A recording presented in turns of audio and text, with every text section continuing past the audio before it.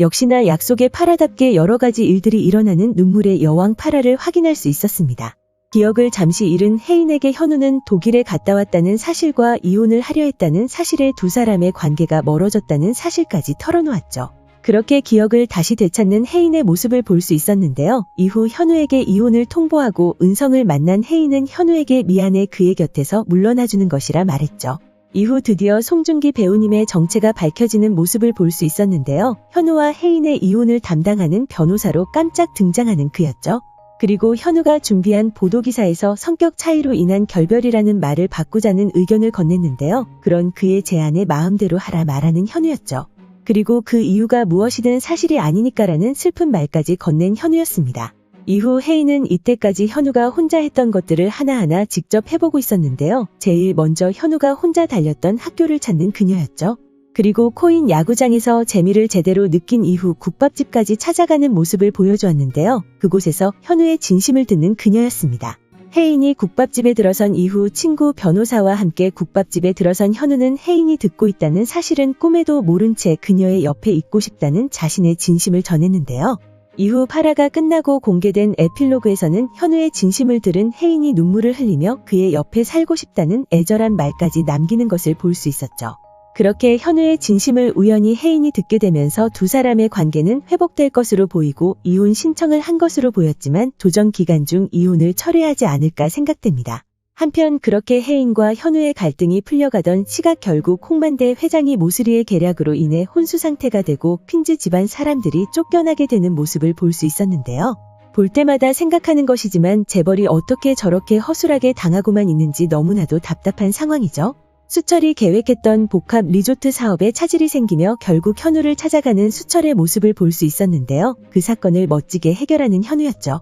하지만 차질이 해결되면서 돌아설 거라 생각했던 투자자들이 투자금 회수를 결정하게 되면서 은성은 자신이 단독으로 투자하겠다 말했는데요. 그 사실을 알게 된 현우가 홍만대 회장을 말리려 찾아갔지만 모슬이의 꼬임에 넘어간 그는 현우에게 당장 나가라고 말하며 은성의 손을 잡았죠. 이후 홍만대 회장의 생일날이 되고 은성과 모슬이의 관계를 의심하던 범자는 홍만대 회장을 찾아가 보았지만 그녀에게 돌아온 건 아버지의 손찌검이었고 결국 모슬이의 머리채를 잡았는데요. 이후 채취한 모슬이의 머리카락을 이용해 두 사람이 모자 관계라는 것을 알아내 아버지에게 알리려 했지만 전화를 받지 않았고 결국 현우가 그 사실을 회장에게 전달했습니다. 그렇게 당황하던 회장은 결국 모슬이가 장기말에 뿌려둔 약으로 인해 쓰러지게 되었고 결국 혼수 상태에 빠졌는데요. 그 전에 모슬이에게 자신의 의결권을 넘긴 상태였죠. 이후 모슬이는 가족들이 홍만대 회장을 만나지 못하게 만들었고 은성이 퀸즈 그룹을 차지하게 만들었습니다. 그리고 갑자기 사라진 퀸즈 일가 사람들이 현우의 동네로 향하게 되면서 파라가 마무리되었습니다.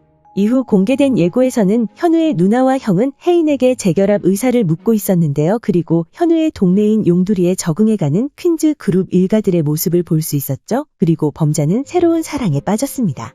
이후 드디어 현우의 방에 있던 mp3가 자신의 것이라는 것을 알게 된 혜인은 현우가 자신을 좋아하기 위해 태어난 남자인지 생각하고 있었는데요. 하지만 혜인은 아직까지 현우를 밀어내는 것으로 보였죠. 자신의 집안이 어떻게 되건 말건 현우와는 상관없는 일이라 말하는 혜인이었습니다. 아마도 혜인의 말은 진심이 아닐 거라 생각되고 몰락한 자신의 곁에서 현우를 떼어내려는 마음이었을 거라 생각되죠. 그리고 용두리로 향하기 전 현우에게 건넨 말이라 생각됩니다. 이후 현우는 은성의 방에서 나오며 그게 증명되면 은성이 했던 방식 그대로 다시 뺏어올 거라는 말을 하고 있었는데요.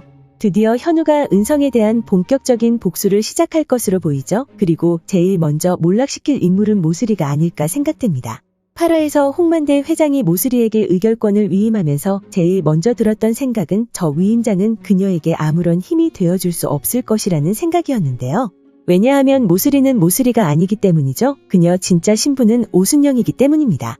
상황을 예상해보면 현우는 모슬이가 오순영이라는 사실을 밝혀내 위임장이 아무런 효력이 없다는 것을 주장할 것으로 보이는데요.